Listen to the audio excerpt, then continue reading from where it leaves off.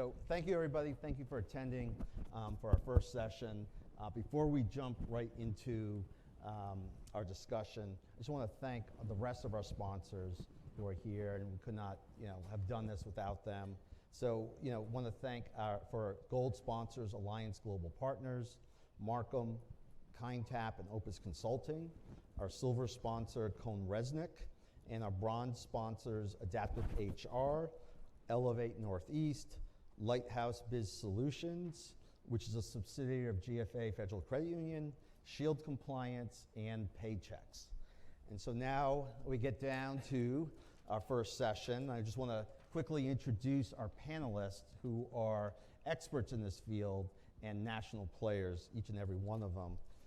First of all, Joe Lusardi, who you can see over there. He's streaming in. Hey, Joe. Joe is the former CEO of Curaleaf, and now serves as the vice chairman of the board of Curaleaf. He's a pioneer in the U.S. cannabis industry and is credited with opening one of the first medical cannabis operations on the East Coast. He has had a decade of cannabis experience, as well as 20 years experience in finance, private equity, and entrepreneurship. Since 2015, Joe has led Curaleaf through a significant growth trajectory from a small medical device company to publicly traded, vertically integrated, multi-state cannabis operator that is positioned to become one of the largest cannabis operators. Then kind of going from my left, we have Nicole Stark, who's the CEO of Bloom Medicinals. Nicole is the co-founder and chief executive officer of Bloom Medicinals, which is a private, family-owned medical marijuana business with operations in multiple states. As an early entrant in the cannabis industry, Nicole has guided the company through several of its most competitive state-run vetting and selection processes. In the last 5 years, she's grown the company from 4 employees to over 200 and turned all business units profitable within 12 months. Next is Tom Regan. Tom Regan has more than 20 years in product development, supply chain management, ops, and finance in high-growth companies. Right now, Tom, as CEO, leads Root & Bloom and Leaf Laboratories in Salisbury, Massachusetts. Root & Bloom is home to a family of cannabis brands that meet the needs of today's consumers. Leaf Laboratories is a manufacturing innovation partner bringing new brands and products to the Massachusetts market. Prior to being CEO of Root & Bloom, Tom was the president of Mindful TR Concentrates Link Brands, which was a vertical integrated cannabis company in Colorado. And last but definitely not least is Doge Zapiro. I hope I didn't mess that last name up. Good. Dove is one of the co-founders of Entourage Effect Capital. His first foray into cannabis was as an angel investor, participating in investments in High Times, BDS, Analytics, Loudpack, and Cannabis SAS. Before co-founding EEC, he partnered with Andy Sterner to recapitalize MacArthur Capital, where he led the merger of Chemistry Holdings into Cure Pharmaceuticals. So as folks can see, we have a very well-experienced, esteemed panelist. And let's jump right into the first question, everyone. This panel is about shared dilemmas as CEOs and directors, investors. But I think before we even get to the shared dilemmas, my question to you all is, what skill sets, what experiences, what background do you all find necessary or crucial to be a CEO for a cannabis operator, whether it's a single state operator across multiple states? And why don't we start with Nicole, and then we can kind of jump all into this. So, can you hear me? Okay. So many of the attributes that are required to operate a cannabis business are not unique to the cannabis industry. You'll find that they're the same as they are in many other industries. First, I would say a multidisciplinary approach. You have to have an understanding of the different departments, whether you're building out a new facility and getting involved with construction, whether you're fundraising and working on the business development side, or whether you're dipping into operations or marketing, et cetera. Secondly, the industry is very dynamic. It's constantly changing. The rules are changing, new products are coming to market, recreational may be passing, and we try to work under what we call dynamic stability. So we determine what's working, and then we say, how can we scale that? How can we put more fuel on the fire? And how do we, of course, remain compliant with the state regulatory framework? And then finally, you just have to listen. It's very important to listen to the team. And what we find is that so many great ideas come from those who are interacting most closely with our patients, most closely with our consumers. Some of them are small, some of them require no capital investment, but they can have a very huge impact. Others may take a little bit more time, but they're certainly well worth it. Tom or Joe, do you want to kind of chime in there as well? We'll go with Tom first. How's that sound? I'll go. So echoing what Nicole said, couple things: toughness, resiliency, and flexibility. To echo Nicole's point, this business changes overnight. You're in a supply situation. We're selling what's commoditizing in the form of bud, and that changes. And that is truly almost like a spot market. So when you compete in that business, you have to watch your cost. But a challenge also is, Nicole and I were talking about this before we came up, it's a vertical business. So if you're a retailer, you have to be good at retail, which is an entirely different skill set than a cultivator. And then if you're doing manufacturing extraction, that's an entirely different skill set from the first two. And finally, if you're doing sales and distribution, wholesale, that's an entirely different skill set. And within a company, usually skills are portable, but those four things have different competencies. In Colorado, we found that we would move people from cultivation into retail, and most of them were horrible at it. They like being with plants, not with people. Sometimes I can't blame them, but that's a different story entirely. But those skill sets, I think it requires a toughness and a resiliency and a flexibility that you really have to hone in on, because you're really managing about 3 or 4 or 5 different businesses depending on how you're structured. And Joe, do you want to add anything to that discussion? Other than to say that I think you've got to be a great communicator and leader. I mean, as the panelists pointed out, this is a super dynamic industry. What was relevant yesterday is not relevant tomorrow. And so you've got to really lead and communicate constantly so people know, where you're headed. It's certainly the most challenging role I've ever done.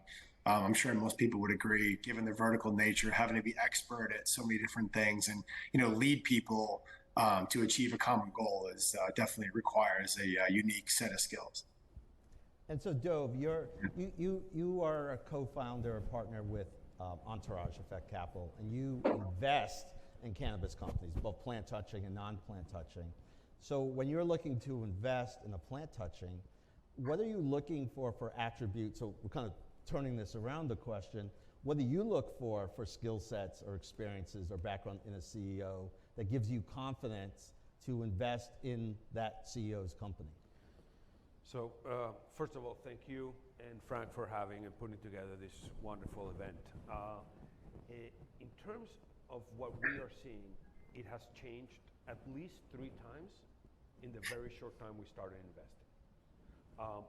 The common denominator is, like in every other industry, is being long-term minded. Mm-hmm. Right? Everybody thinks they can accomplish fantastic things in the next year, and they forget how truly fantastic things they can accomplish in 10 years, right? And so for us, we have found, we've already lived through 3 dramatic cycles in cannabis, and a lot of founders, which is one of the key differences in cannabis, right? You have an abnormal amount of companies that are being started by entrepreneur founders, first-time founders mm-hmm. that were in a totally different industry, and this was the Wild West. Some of the people that made it in that wave were the ones that took every single one of the attributes that Joe, Tom, and Nicole mentioned, right? The ability to really be dynamic, test, and then scale. The ability to listen to your team because they're in the forefront, and then the ability to communicate that internally and externally. we have seen that one of the common denominators for companies that have been successful is the folks that build a solid capital structure from the beginning. If I came here and told you guys the capital structure mess that we see every day in and out, it's for such a new industry, we see more creative financing than any other industry that has been around for 200 years. It's incredible.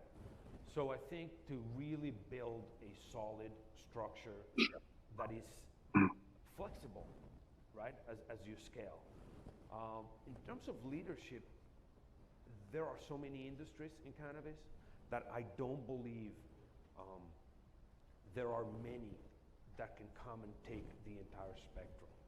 I think, as they also said, you have to find the experts at the retail side. It's very unlikely that someone who's going to set up your successful scalable retail shop is someone who came from cultivation. It's just, right, when Apple was searching for their head of retail, when they got into retail, they didn't go to the guy who was designing the best software. And so I think that would be the biggest takeaway, which is you gotta look for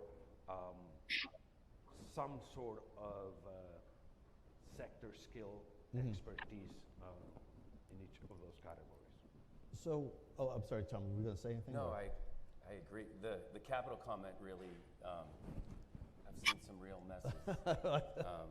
I think we all have in Well, I the think- I think earlier it was- days of the yeah, industry. my only comment was I think that was a function in phase one of it was hard as heck to raise money, and people were doing it at the living room or Right. dining room table, and now we've moved beyond that.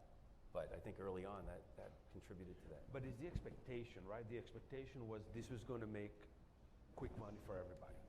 And when that didn't happen, for a variety of reasons, because the large U.S. stock markets didn't allow it, so there's no institutional capital in, or for regulatory reasons, then people realize they have to stay on for a long haul. And, oh, hey, that's nothing new with that. Businesses are built over a long period of time. So, And kind of going to stuff that Tom and Nicole and Joe said too, I mean, it seems to me understanding business fundamentals are extremely important, right? I mean, you have to be aware of how much it costs you to produce a pound of marijuana, right? And if you aren't aware to the exact cent, I am assuming you have bigger problems, which all of you. So going to shared dilemmas, what competition, right? Like all of you have competition. How do you differentiate yourselves, your products, your brands? I mean, is it important? Is it just, with retail, it used to be, location, location, location. How do you address these issues as you bring your companies up and through the ranks? So, Nicole, do you want to kind of Sure. hit that? Nicole always gets to go first, and we get to think. So we've been in the industry for just under a decade now, and only operated in highly regulated medical markets. And in the markets where we're currently operational, there's insatiable demand, and it's often just a matter of how do we meet this demand and how do we meet it in a timely fashion. So on the retail side, we've tried to emulate many of the Chick-fil-A practices. We believe Chick-fil-A does a great job of providing a high quality chicken sandwich. We're not selling chicken sandwiches though. At a reasonable price. It's convenient, you get in and out, and the staff is always friendly and approachable. So we've been able to leverage technologies in order to expedite the fulfillment process. We allow patients to pre-order online. We separate the actual lines themselves, a online order versus an in-store order. We allow for our agents to spend a little bit more time with hand-holding and assisting those who might be new to cannabis or who may not even be enrolled in the program yet. And then for those who already know what they want, we say, okay, how do we get them in and out quickly, because that is of great value to the consumer. So that's been a big differentiator for us. We do have close relationships with all the communities we serve. We know many of the mayors or elected officials. We make sure that there's adequate parking on site. And overall, we look for talent that has a deep passion for the plant. They're affable. They tend to be very friendly. And they have to have a high level of integrity and compassion, too. So for you, it seems it's the customer experience as well as, to a certain extent, pricing. Absolutely. Delighting the patient, because when you start to compete on price, as they say, that's a downward spiral, and it's certainly not one that we're ever going to win or that we want to compete in. So how do you differentiate yourself outside of price? Right. And that's difficult to do, especially when nearby dispensaries have maybe 50% of inventory that's of parity. You're carrying the same inventory. Last thing you want to do is just keep running sales. So Tom, I mean, you've been with Mindful in Colorado and now Root and Bloom, so single state operator. And Joe, with Curaleaf, obviously multi-state operator. I mean, I'd be curious to hear from your two perspectives, how different they may be, but also how similar. I mean, how do you differentiate the Curaleaf brand from the Root and Bloom brand, or vice versa? I'll go first. Sure. I think I take an inward focus. It starts with culture. I think customer and culture, if you nail those two things, you'll sort out the business model. Remember, we're in a market where 50% in this state or more is flower. For us, in the groups I've been with, it's been education.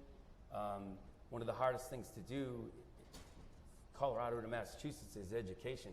In Colorado, they'd been at it since 2010. The consumer knew a heck of a lot more than they did in Massachusetts in 2016. So you have this dichotomy where people are chasing it. I come from high tech. We called it feeds and speeds. They were chasing what is the processing speed or the capabilities of the computer. With products, they were doing the same thing. People in Massachusetts have been chasing THC and not necessarily a customer experience. So I think if you can look at the customer and the culture you have as a company and what your competencies are, that's the place where I think you differentiate. Things are so dynamic, it's hard to nail down a strategy. I think I like what you did, Nicole, by picking a benchmark of a company that exhibits that. But just, Scott, for me, it comes down to an inward and an outward focus. And Joe, how about yourself? You're in multiple states. How can you actually do you have to differentiate yourself between amongst the states, between amongst your competitors? Yeah, I mean, I think we're clearly different in that we're building the biggest cannabis company in the world, right? 21 states, 8 countries. We're not boutique. We're mass cannabis. I mean, we're going for big distribution. Today we have 2,200 unique points of distribution, but we want to have 30,000 points of distribution. We view our success will be when we're omni-channel and we can be sold in big box. And so, our view is that this is only a moment in time in cannabis, and I think a lot of these things are going to change, over the next 5 to 10 years. And so, we're going for a much different goal, which is to be the biggest distributor of cannabis brands in the world. From that perspective, we're trying to meet our consumers where they are, provide them a great value, so a good quality product at a great value. And I think, I think people may not like this, but the reality is cannabis prices are going to continue to compress.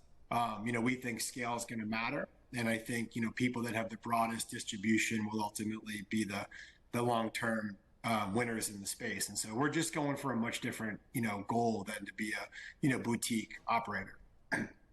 So with respect to differentiation, let's talk about brands and branding. I'm gonna start with Dove this time, because I know Entourage has looked into buying or investing in certain brands or branding ideas. I mean, is there any true national brand in cannabis? And then for their operators, I'm gonna I want to ask you guys, like, how are you viewing brands and how do you build brands? But I'm curious, Dove, from your perspective to begin with. This is going to be very controversial with my fellow panelists here because, you know, they're day in and day out trying to create that differentiation. They do have brands, obviously, in each of their stores. But unlike any other industry, I think, cannabis has difficulty creating true crossover, cross-platform branding. You cannot advertise on traditional media channels. Sure. You cannot advertise in traditional, or not traditional, but like the emerging fast channels such as Instagram or TikTok or FaceTime. And so you are left with a lot of local and regional and hyper-local type of branding efforts. There are some brands that have emerged in the brand itself, but what we found is that some of the large MSOs, whether is Curaleaf or whether it's Bloom Medicinal, they have recognition, right? At some level of whether it is because there's so many stores across different states or because their communities really recognize them, like Nicole mentioned. For us, we've seen very few brands that have transcended, I would say, like if we could take hands here in the room, how many people have heard the brand Cookies? Look at, it's not even 50%. No. Not even 50% here. I would say, and I would want my fellow panelists to say, Cookies is, in my opinion, the only brand that has somewhat a global presence. You have other brands that have done very good in particular states. Some brands that were exceptional, very big, like Select, that Curaleaf bought, and they went everywhere. But when you look at cannabis users and non-cannabis users, the biggest, in our opinion, in terms of name, is Cookies, and yet nobody outside of cannabis really knows them. And so we feel that brands have yet relatively long time before they can truly emerge until they can go cross-platform. But yet it seems every operator, well, not every, but good number of operators, they all want to create a brand or create a brand that they can license out to other operators or across states. I mean, so for you all as operators, as CEOs, I mean, how do you view brands? Can you create one? Is it as sort of, I don't want to say dour, but is it as difficult as Dove is suggesting? And what have your been experiences? And then as a follow-up question, I'm curious, there are all these celebrity endorsements, right? And Boston, for instance, we're big sports, right? So we have, Big Papi doing an endorsement, Paul Pierce, and everyone else in the world, Martha Stewart and Snoop Dogg. I mean, are those brands? Whoever wants to chime in first, feel free. I'd love to build on what Dove said. I couldn't agree more. I mean, if you did a sampling of people in a cannabis conference, Dove, if you asked 100 people on the street, maybe 2 would know what Cookies is, right? I mean, brands do not exist today. Brands are the beginnings of brands exist, but they're only going to exist when they can be distributed where people shop, and they can only be advertised where people's eyeballs are.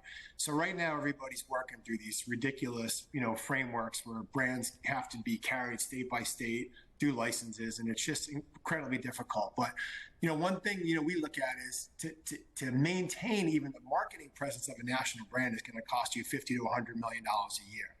So the reality is most companies have no hope of creating a national brand because of the resources and the distribution that's required. So, our view is that, I think Frank said this is the 5th inning. I think that's pretty optimistic. I think we might still be in the 2nd or 3rd inning of cannabis. There's still a lot more to unfold before this, people kind of achieve their goals. To Dove's point about being a long-term thinker. But the reality is, this is going to require a huge amount of capital, muscle distribution to create brands that have any kind of recognition. So all of it today is going to look much different in the future, in my opinion.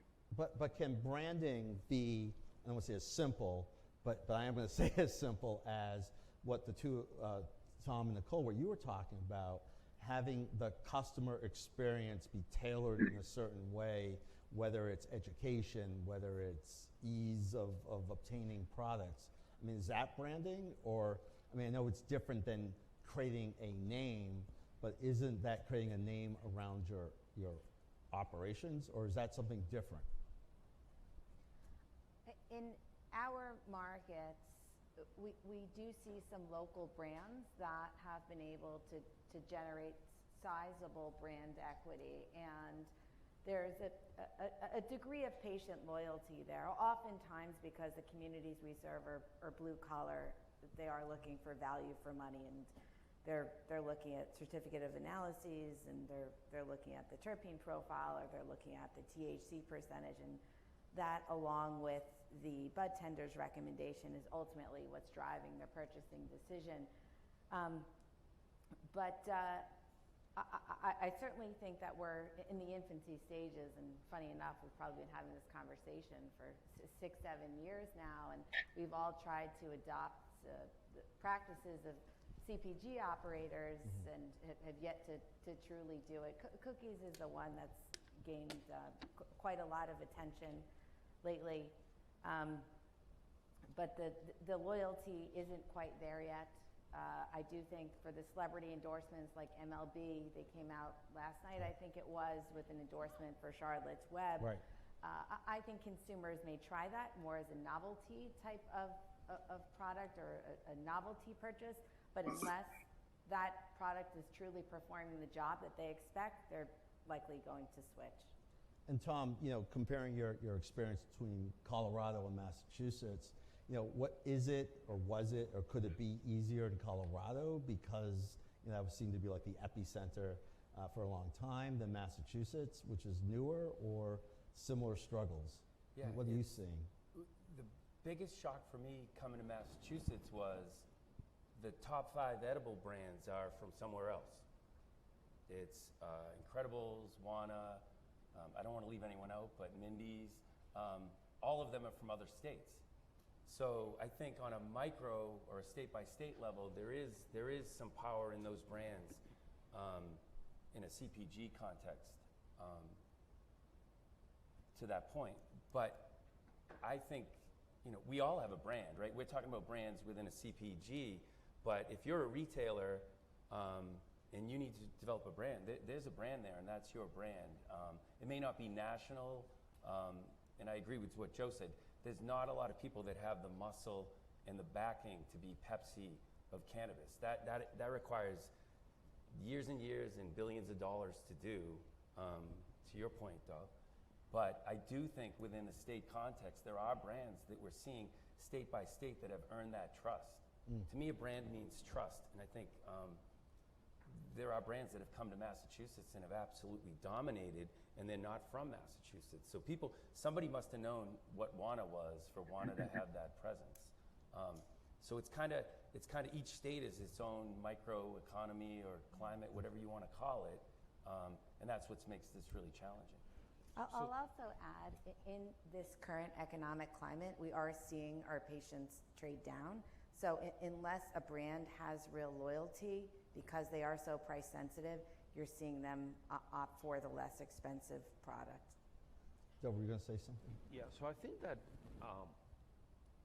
it requires for everybody to be honest, right? The cannabis programs across the nation were designed at different times with different things in mind, with different ideas.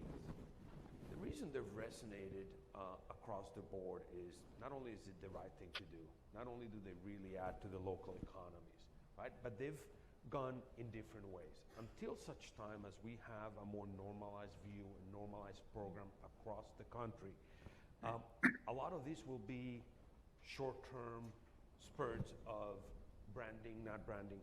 You got to understand that for somebody seeking, Nicole calls them patients, for somebody seeking wellness products, You need to create names, but you need to create the folks that are going to basically be the spokespeople, whether it's the people standing at the Whole Foods in their aisles there saying this is an interesting brand and displaying what's on the brand, or if you are medical pharma products, you're seeing it on TV, or your physician. And when you're recreational, you're really is about that customer experience, and it's about that price point, right? It's about also, is it cool? Are the people talking about it? All things we can't do right now. And so you have to take it in shorter periods of time, I believe, and like some of the people in this panel have done exceptionally well. I've been talking to Nicole and her family and her business for many years now, and they are laser focused in unit economics. Gotta be profitable, otherwise you don't survive. But you can't think of doing that and, like Joe said, spending $500 million to go be a name to everybody else. You can't do both. And I don't think until we normalize this across federal levels, you're going to be talking about a normal business.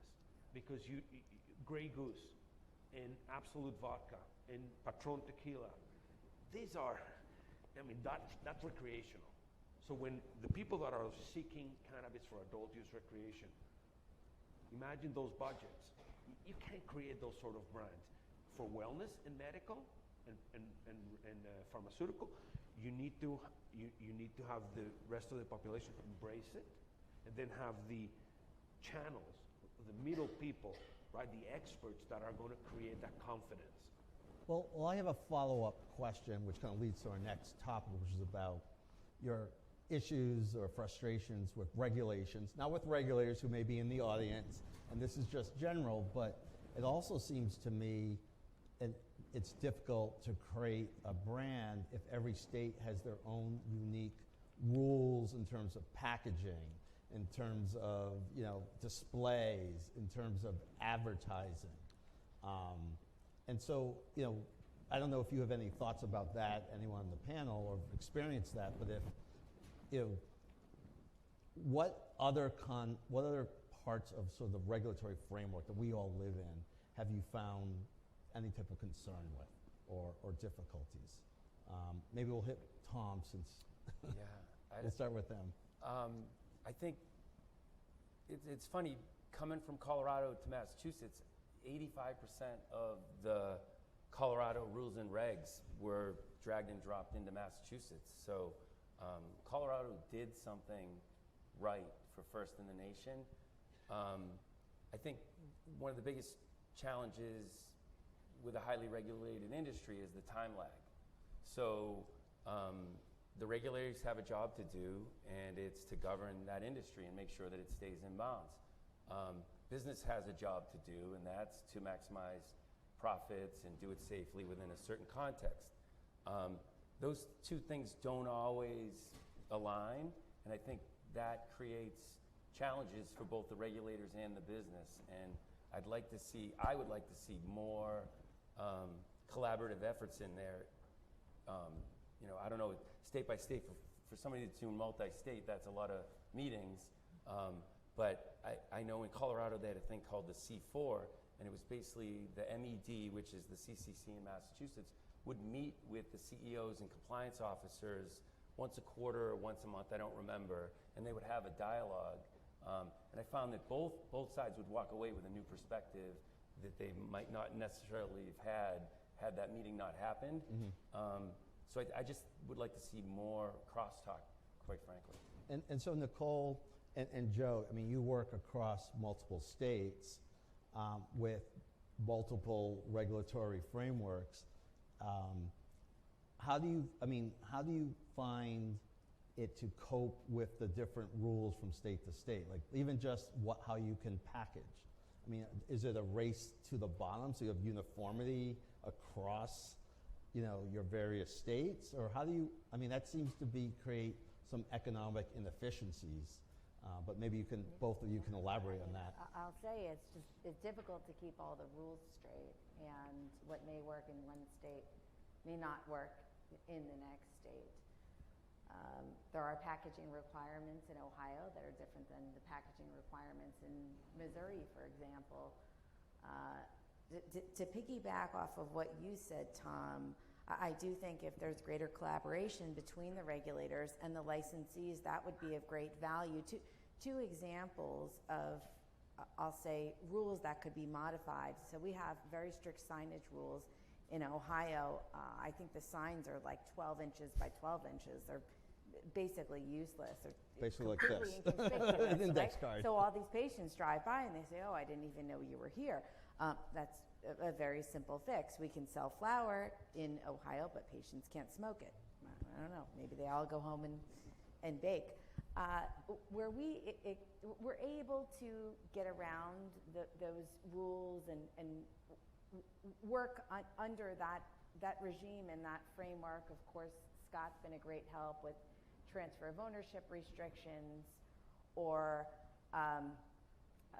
delays associated with transferring licenses due to social equity requirements or minority-owned businesses. I'll say where we experience some friction is more at the municipal level. There seems to be an expectation that money is falling from the sky and they all have their hand out. So they're expecting these incredible fees, whether it's some kind of joint economic development fee or if it's just an outright a fee. And then secondly, some of the municipalities at present, and we're hoping that changes, won't allow us to serve recreational consumers. Of course, that's where we believe our markets are ultimately going. So then we're faced with the business decision of, do we relocate, having invested all of this capital into the build out of this facility and really establishing ourselves at that location? So it's tough, but we have good counselors. Oh, thanks. That's for sure. And Joe, what have you experienced? You're in multiple states. It must be compliance. I can't even imagine how much compliance you guys, is part of your DNA. Yeah, I mean, it's a compliance function. And it's really just frictional cost. I mean, it's just the cost of doing business. It's not something we lose a lot of sleep over. It is what it is. I think the more interesting question is what happens when, everybody got excited about what Biden did, but what happens when, the FDA gets involved? Sure. You think regulations are hard now, wait till that happens. And going to another point of scale and cost, I mean, it's going to be tremendously expensive to be, GMP certified, federally regulated cannabis program. So these problems will seem trivial once the federal government gets in our lives. Well, just because FDA, if prohibition ends, the FDA is going to come and you have to figure out how many calories are in each cookie and et cetera, et cetera. So, let's all beware of what we wish for in terms of prohibition or end of prohibition. But the end of prohibition, many people think will help another problem in the industry, or concern, which is liquidity and financing, allegedly. But I'm curious. In terms of today, what have been your experiences? And certainly this is a little bit of a down market, but just generally over the last few years in terms of finding investors, whether it's debt or equity, and then we'll turn on Dove in terms of being the investor. What are you looking for when you invest? I know we talked about CEO, but there must be other things about the operation in particular. So let's start with whomever wants to start on the operator side. Joe, maybe you can talk a little bit about that, and then we'll hit Tom and Nicole.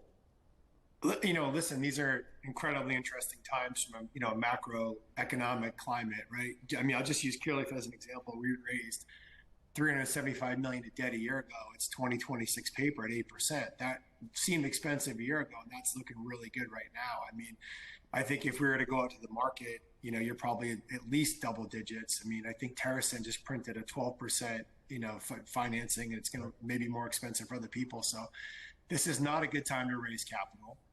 Certainly, this is a high risk industry. And I think that the investor pool was already thin, and it's probably, Dove can account, it's probably very thin these days. And so I think, profitability, long-term vision, articulating a very good strategy is really the only way to survive. And I mean, this is, don't throw tomatoes at me, but I think, 80% of the companies in the space are going to probably blow up in the next couple of years, because it's really going to become a scale game, and it's really going to go to those people that can raise capital at the lowest prices are gonna win. And so, the restructurings have only begun. I think you're going to see a massive acceleration and consolidation.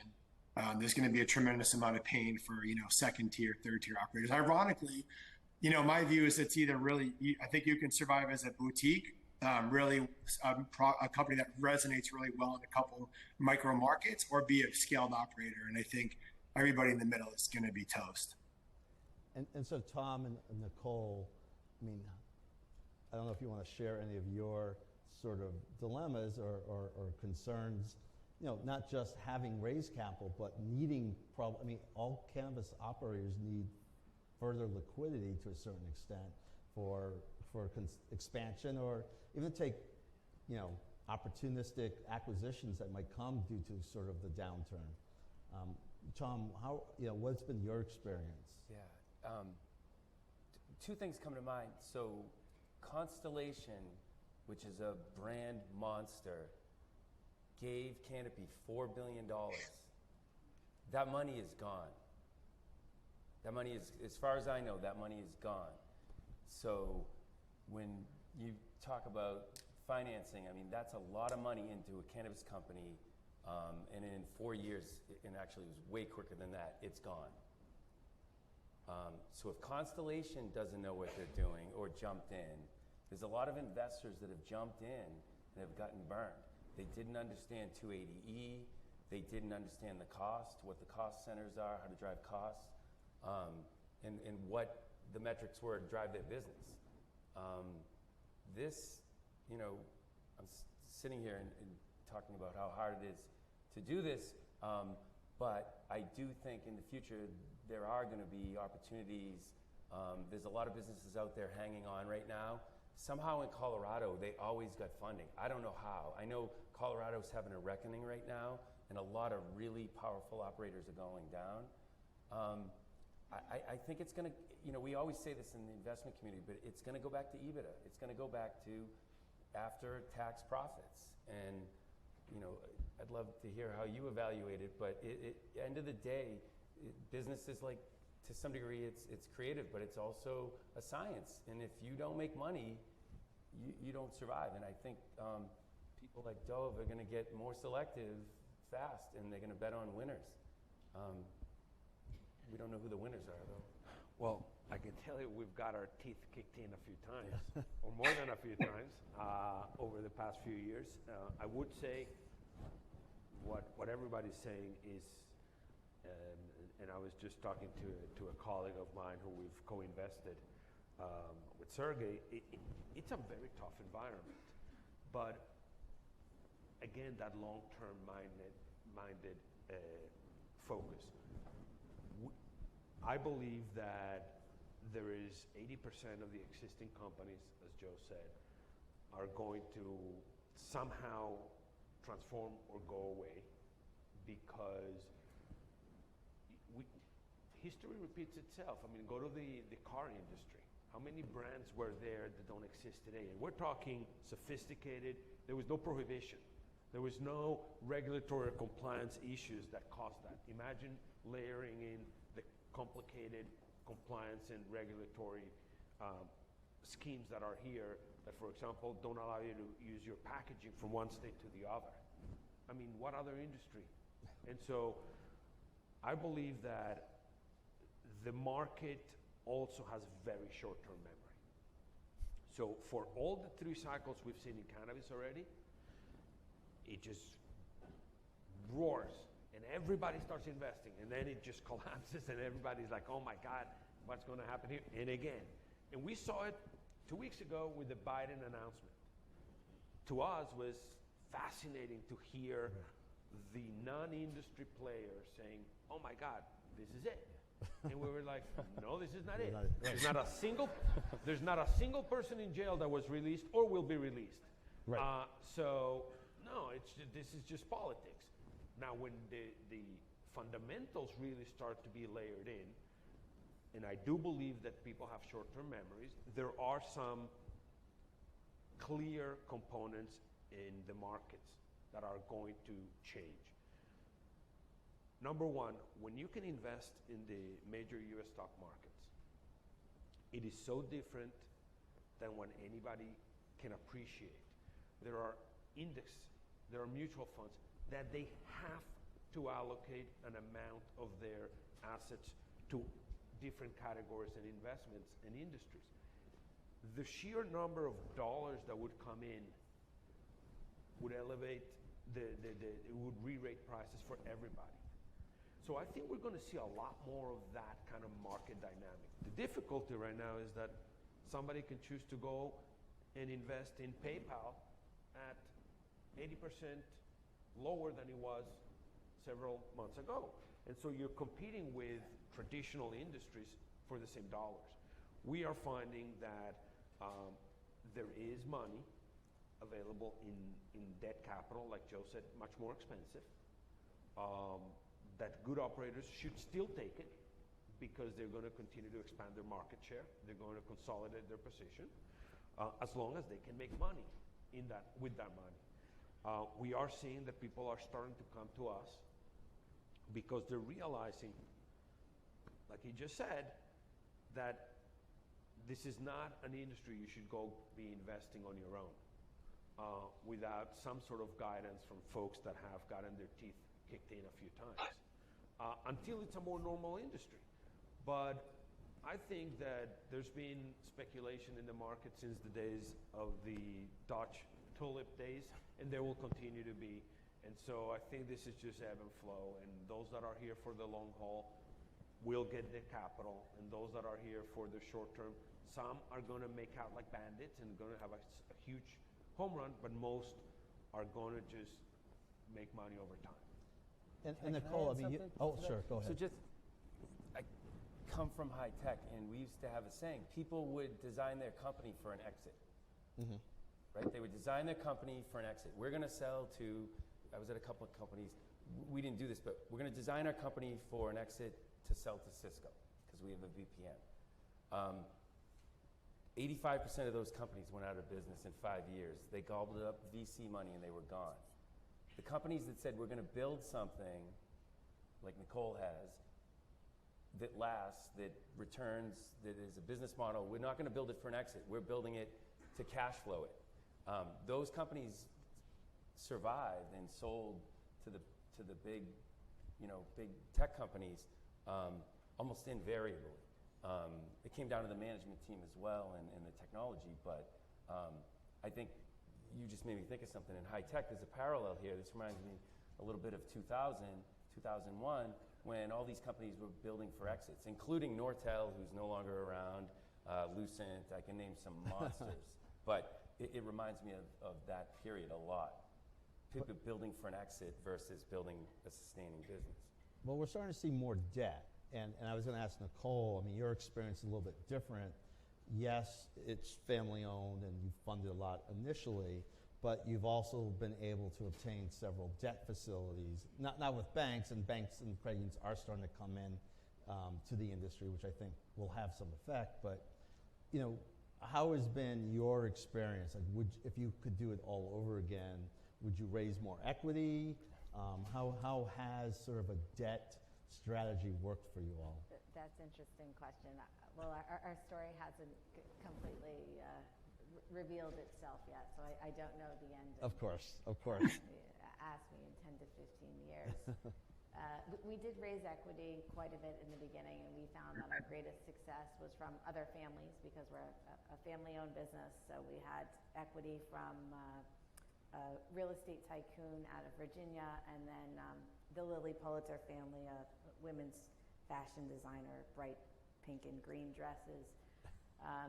We found our current debt provider, Advanced Flower Capital, to be very understanding of the regulatory framework, to understand seasonality, to understand how these restrictions may prohibit us from expanding beyond, let's say, a certain number of facilities, or even making accommodations in the event that we don't hit our financial projections. So we've had great success with our debt providers.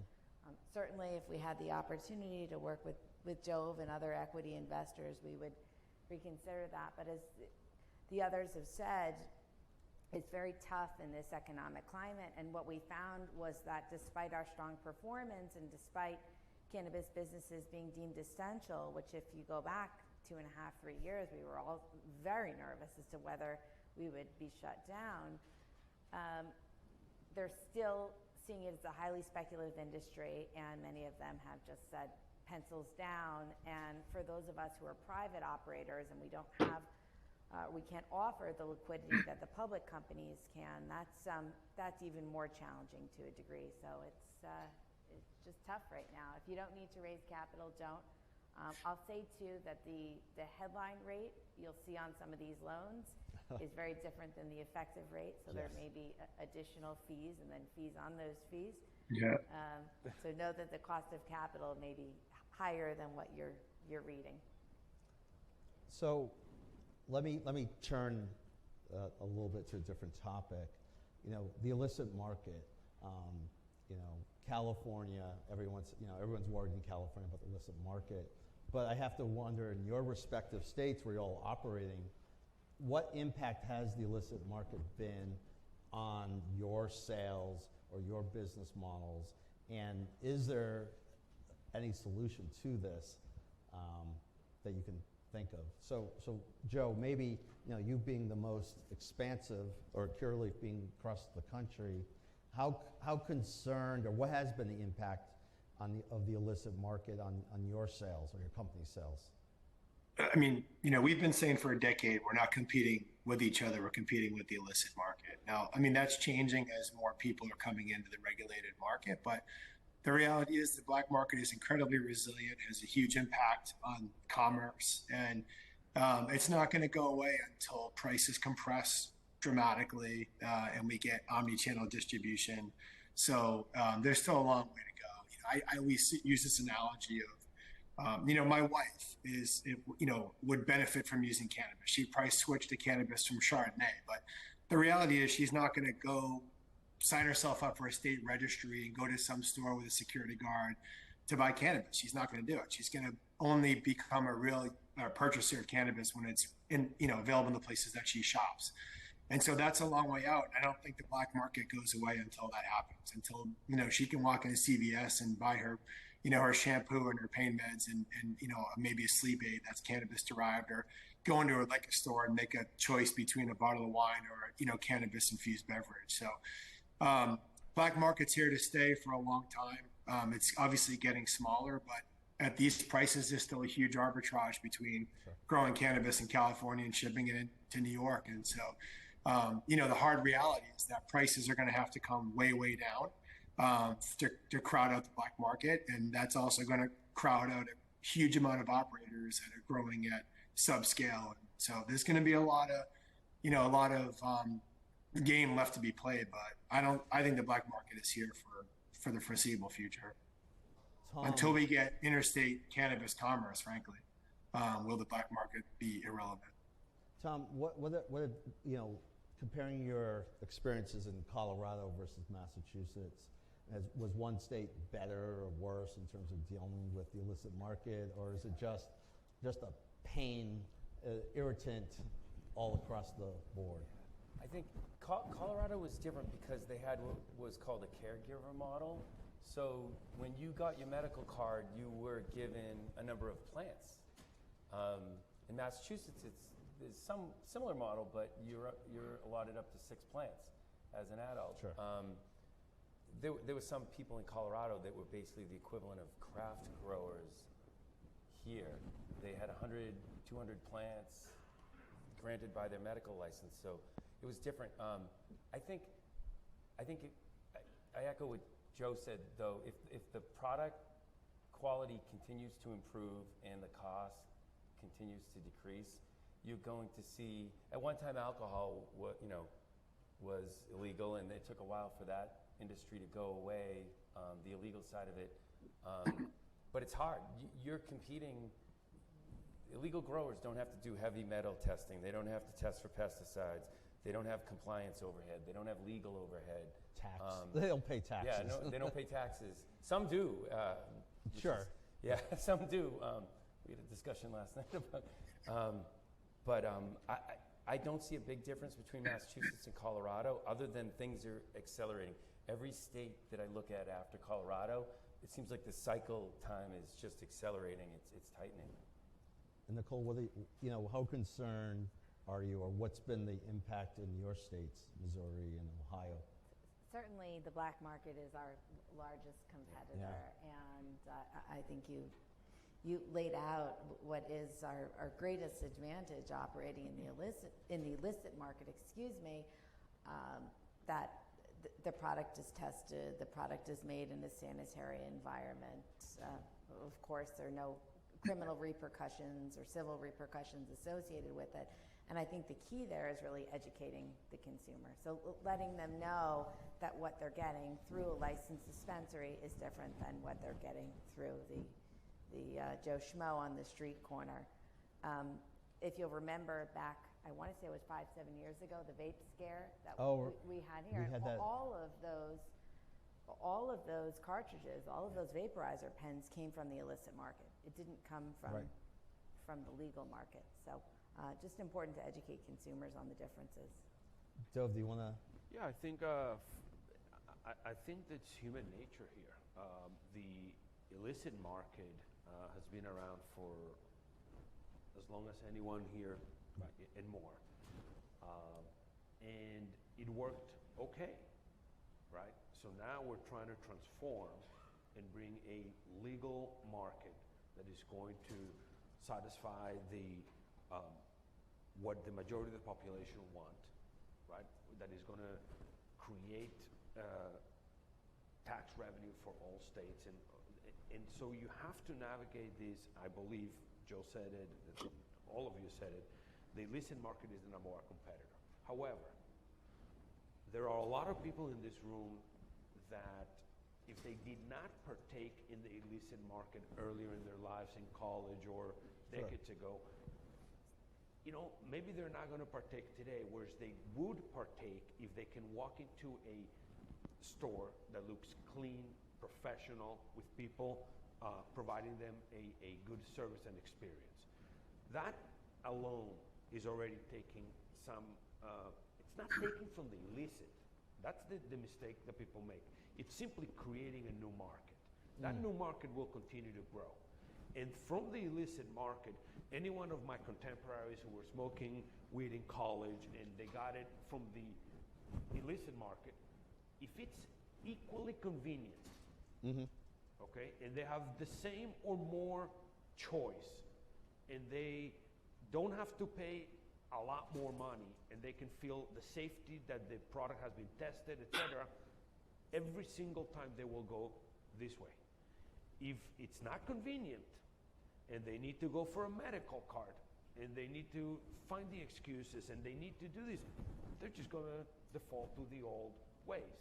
So I think over time, as more states become adult use recreational, as the regulations become a little bit more similar across states, as people accept the fact that this is here to stay, has many benefits at all levels, then little by little we're going to see that transition to the legal regulated market.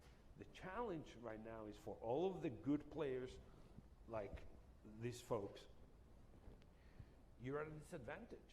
You have to pay crazy amounts of taxes. You have to test things in a way that is, not logical for scaling. And so it's very difficult to compete. And the last piece I would say is 10 years ago, when this program started, if you were in the illicit market, you had severe punishment, severe consequences. Today, a lot of people that were the legacy illicit participants that are in the legal market, they can't see making money, so they're just like, screw this, I'm going back to the illicit market, except very little consequences. Right.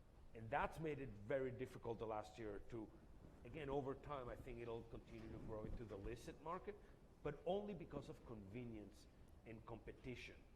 not because the illicit market will say, okay, well, go away. Yeah, can I just add to? I mean, I'm super optimistic about all that. It's just going to be over what time horizon? I mean, if you look at New Jersey is going to be a $2 billion adult use market. Now, that's not $2 billion of just new people, right? Those are people that are a lot of them coming out of the black market into the regulated market. That's massively positive for the industry. The whole East Coast is going to light up with adult use. It's probably a $20 billion TAM that's going to come from black to regulated market over the next couple of years. So I'm super optimistic, and I'm even more optimistic to the point when you can have convenience and you're going to get switching out of alcohol. You're going to get switching out of sleep aids, out of pain prescriptions, et cetera, into cannabis. So the future looks incredibly bright. It's just going to take who knows how long for it to happen. I mean, I think the estimate of the market is frankly much smaller than it will become ultimately. I think there's going to be huge switching into cannabis-based products. Well, great. So apparently I'm over. We went over. We didn't even get time for questions, but I think it's a good time on this optimistic note to end our panel and thank all of you. This is great. And panelists will be around if folks have questions. But thank you very much, everybody. Thank you, Scott. Thank you.